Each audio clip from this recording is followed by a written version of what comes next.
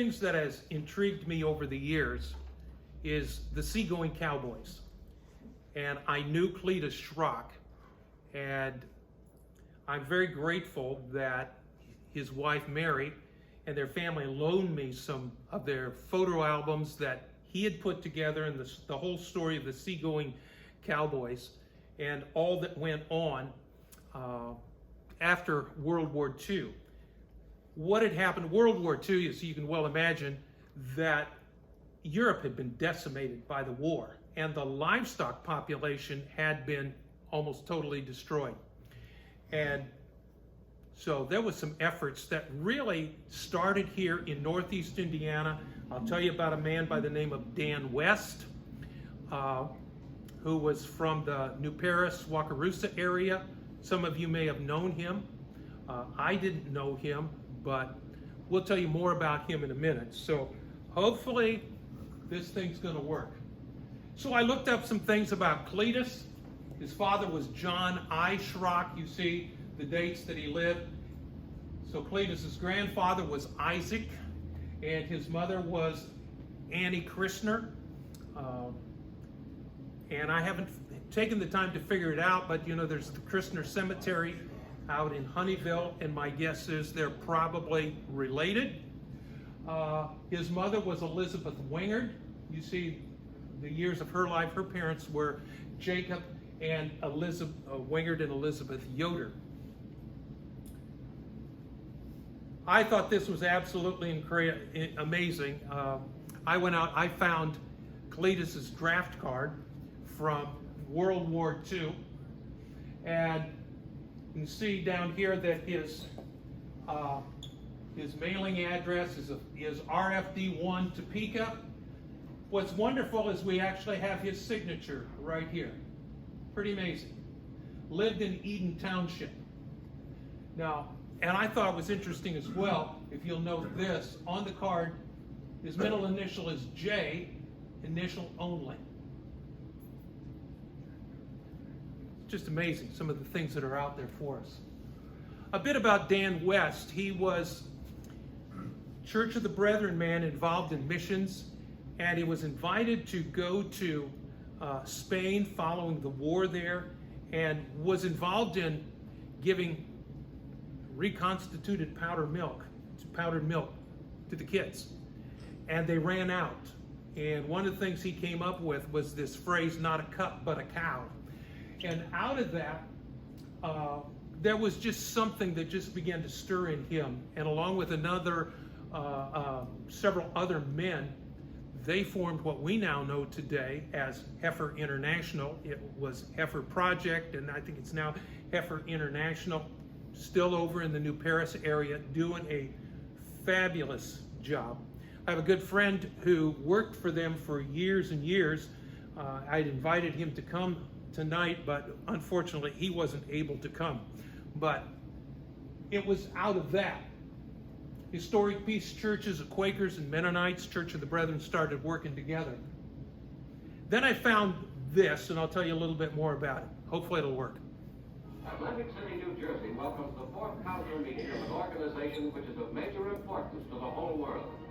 The United Nations Relief and Rehabilitation Administration, UNRWA, represented by 47 nations, convenes to solve the food famine which threatens more than 500 million people left destitute by war. President Truman's plea that Americans voluntarily share a part of their food supply to help feed the many faced with starvation is applauded by UNRWA delegates from all parts of the world.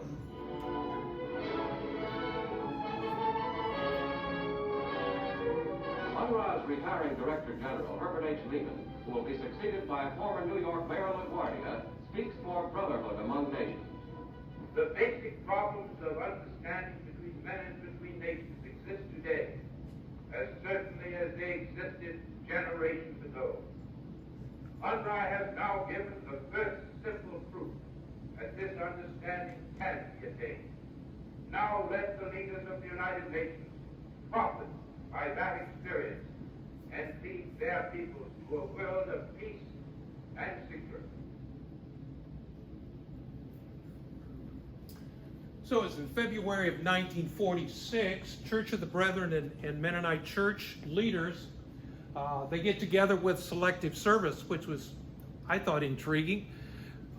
Here, two historic peace churches that weren't involved in the military get together with selective service, and they come up with an opportunity for CPS guys. CPS stands for Civilian Public Service. I smile when I think about that. My dad was in CPS. He was in Kansas and then Terry, Montana. Amish boy. He wanted to become a smoke jumper, but my Amish grandma wouldn't sign the papers to let him do it. So he never did that. But he later was a member of the Topeka Volunteer Fire Department, but he didn't get out and jump out of planes to fight forest fires. But they get together and they come up with this program, and nearly 1,000 Mennonite and Amish boys from across the country at one time or another were involved in this program. As it relates to Cletus, well, here's some more statistics. From the end of June 1945 to April 1947, UNRWA made approximately 360 cattle shipments. They left from Baltimore, Galveston, Gulfport, and all Newport News, and shipments to all of these countries: Albania, China, Czechoslovakia, Ethiopia. And animals were shipped, mostly horses, mules, and heifers, and bulls, totaling, I thought this, 239,300 animals. And what's interesting, they only lost just about 3.8% of the animals. That is a phenomenal stat. Well, Cletus was in CPS in Virginia. He was working in a mental hospital. His tour of CPS would have been done at the end of March in that year, and he wanted to join this. But I was reading through some of the material in his diaries and articles, and his superintendent there in the mental hospital wouldn't let him go. He said, "I don't have anything to replace you, anyone to replace you." One thing, I don't know if you realize that during World War I and into World War II, people with mental disabilities, the insane as they were called, were basically treated like livestock. But these CPS boys went in there and treated them like human beings, and they responded to it. And I think it's of great interest and note that the care to the mentally ill radically changed because of these conscientious objectors. Fascinating thing to me. Well, Cletus wasn't allowed to join, but at the end of March, his term of duty was done. So on April 1st, he walks into the place and signs up. So I'm getting a little ahead of myself here. So I said 1,000, but it was really 7,000 boys from across the country, and they called themselves Seagoing Cowboys. That was a name that they came up with for themselves. I thought that was interesting. For many of them, this was a first, and you can read some of the things that I put up there for you. It was the first time of setting sail in a ship, first time to cross the ocean, first time to visit another country, another culture. Many of these, their faith was really tested. You know, it's one thing to live here in a really isolated community like ours, for which we are very thankful, but you get outside of this culture. Ask our guys, and I'm looking at our military veterans, and I thank you again for your service. We don't thank you enough for what you did, but it was real culture shock to go from Topeka to where you were stationed, and you were in difficult places. Thank you for what you've done. You know, these Mennonite Amish boys saw firsthand the devastation of war, and you'll see some of the pictures of Cletus, but also they brought a renewed sense of hope. It was amazing what they did, and it'll be amazing if this works. There we go. Like I said, I found this picture. So on the 1st of April 1946, Cletus' CPS is done, so he goes into the Church of the Brethren Relief Office in Newport News, Virginia, and signs up to be what we now call a seagoing cowboy. Now, here was an interesting thing that I discovered. to be one of these men that went on board ship, you had to join the Merchant Marines. And I wasn't quite sure how that would have gone over in the Amish community to join the Merchant Marines, because that's military. But they had to join the Merchant Marines, and they got paid 1 penny a month. They had to pay them something to justify them being in the Merchant Marines and being on board ships. I thought that was just intriguing as all get out. And then when they got back from their ship, I don't know if you can, whoops, come back here, wrong button. When they got back, you know, technology is great when it works. And I don't know why it's not working. Come on, oh. Well, wrong button. Sorry, here, we'll get you there. Uh-oh, I got myself out of this. Noah, go up to, on top there where it says play, up on top in the middle. There, click that. Okay, play slideshow. See, there's a reason Noah is doing such a great job in helping me with this stuff. So, yeah, it was intriguing. And you can see here, this is actually his pay stub from when he gets back. Because he's getting paid here, it's the 9th of May, 1946. He got $150, and this $150 came from UNRWA, the United Nations Relief and Rehabilitation Fund. And it tells us he was on the USS Carroll. It sailed on April the 11th out of Newport News, went to Poland. And this is his card then with the Merchant Marines. That's a picture of the ship that he sailed on, full of livestock. Okay, because he was from an Amish background, he knew horses. So he's being put in charge of, and I think I have maybe this on, well, he was put in charge of 154 horses. They hired 3 guys off the street to work under him, and he's in charge of these horses going across. I will tell you, for an Amish boy, I was shocked. Not only as an Amish boy, but 1946, I'm shocked at the number of pictures that there are. I was a little shocked by his suits too, but you'll see that in a minute. But there you can see Cletus there in the arrow. There's another one of him. Some of the others, I don't know who the rest are. That's an interesting swimming suit. Yeah, okay, enough said. There you see some of the stalls, and they had the horses in the stalls and the watering. I can't imagine all the work that it was. It took about 14 days, and I think you see a note of this, for them to go across. There was some exercise, picture of the bunks. It wasn't, let's see, it wasn't first-class cruise ship. And there you see some of the things being loaded on board. I can't imagine all of the straw and hay and grain that they had to carry on that ship. Had to be amazing. There you see some things being loaded on. This one, buried at sea. But again, I showed you the statistic earlier. I thought it was absolutely amazing that they only lost 3.8% of the livestock on all of these ships that crossed the Atlantic. Absolutely amazing. There's a horse being loaded on to the ship. And I may have got the pictures in reverse order. Maybe this one's on the ground and then the other one. But interesting how they did that. Go through a canal in Germany.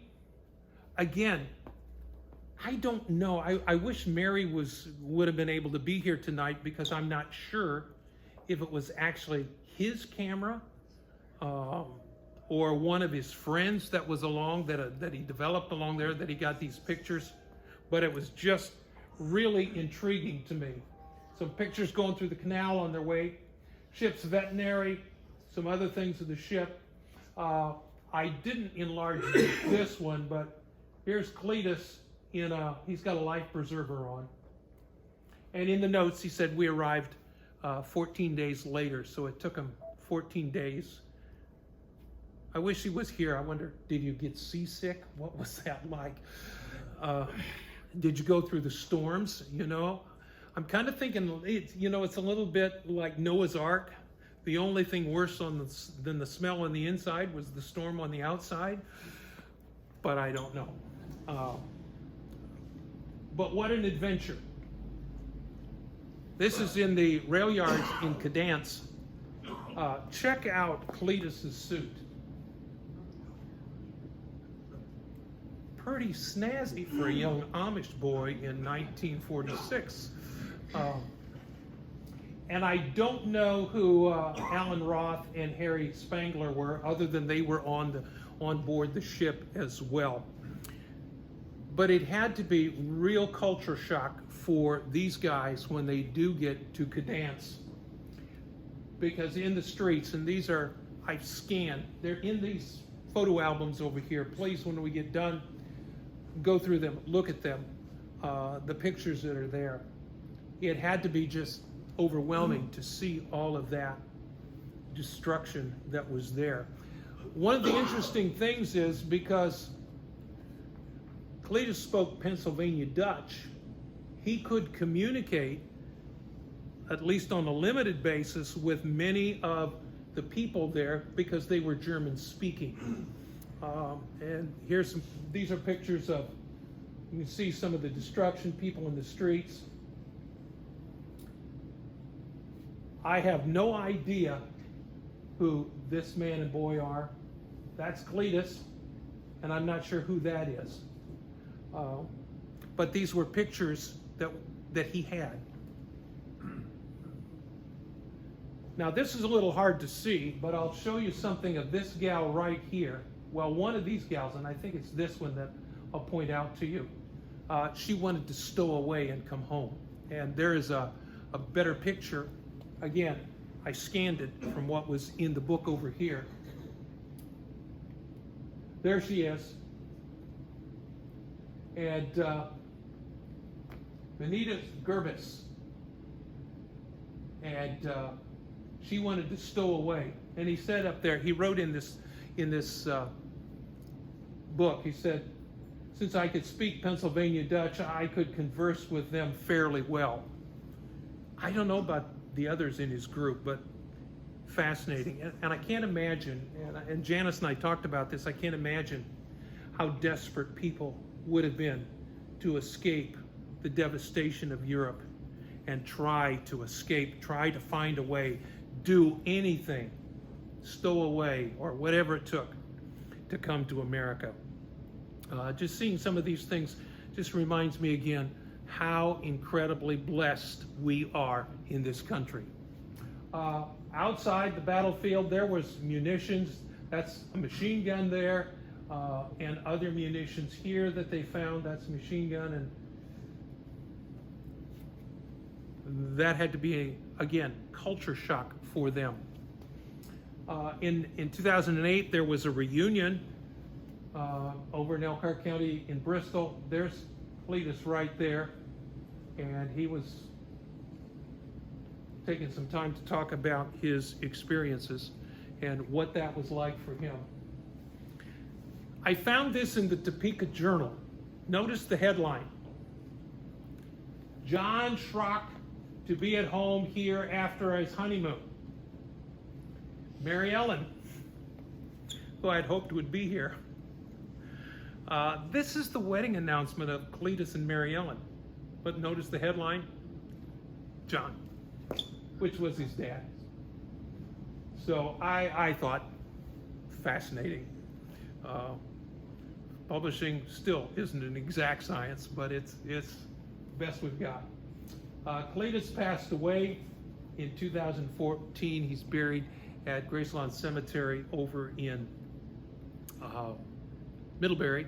And as I said, Mary's still living. She's attending the Emma Mennonite Church. She's there. almost every Sunday, Lorene. She's there. And just a gracious, gracious lady. One of the things I remember about Cletus is he was a very quiet man. Any of you know him? Okay, a bunch of us, several of us knew him. Really quiet, wasn't he? Soft-spoken.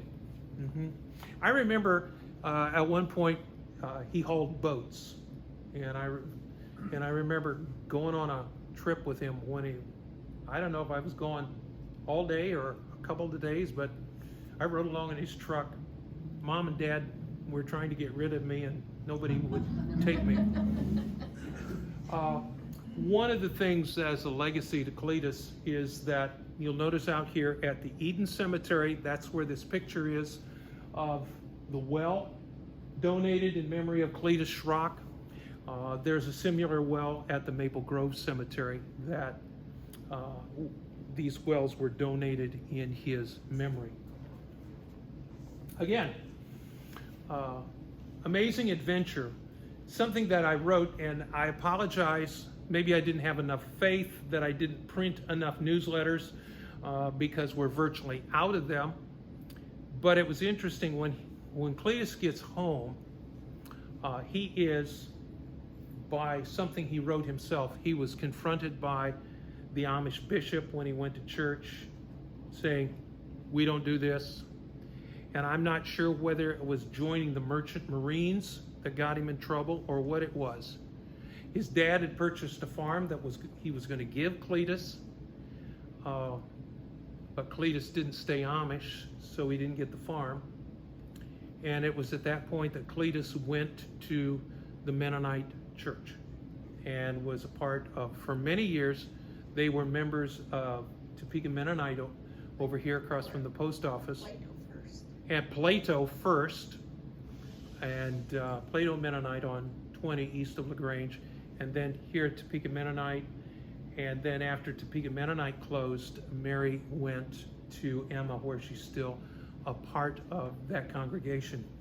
One little personal note is it was Cletus that introduced my dad to my mom. As you know, Joe Gingrich adopted me. He's not my biological father, but he is my dad, or was my dad, still is my dad.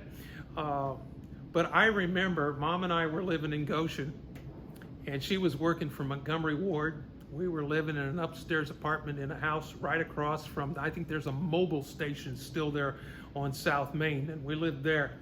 And I remember looking out of the window and seeing Cletus pick up my mom for a date.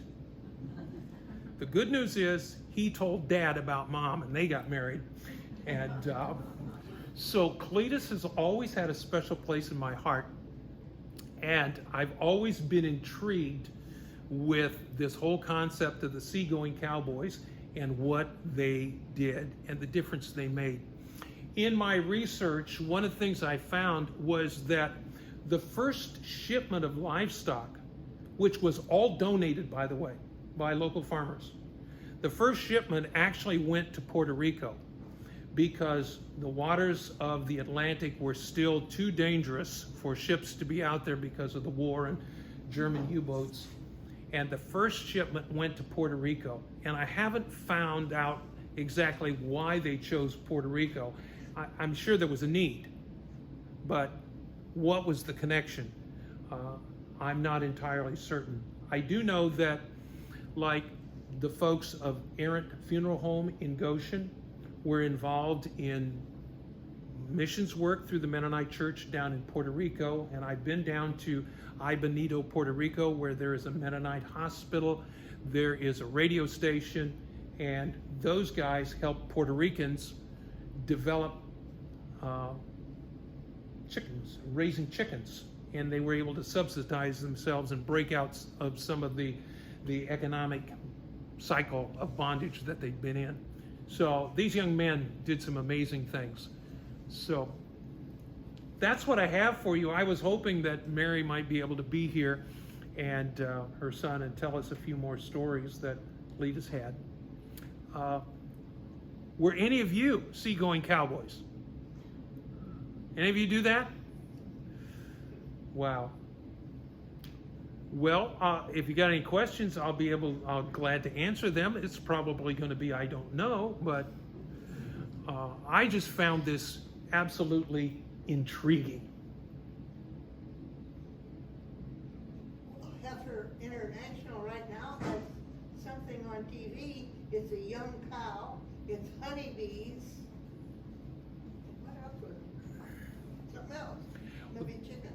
There's a whole project, and as I recall, our Sunday school kids at one point got involved in this program, and you could raise money for buying poultry or some chickens or ducks or a cow or goats or things like that were being sent to these third world countries where there was just incredible need.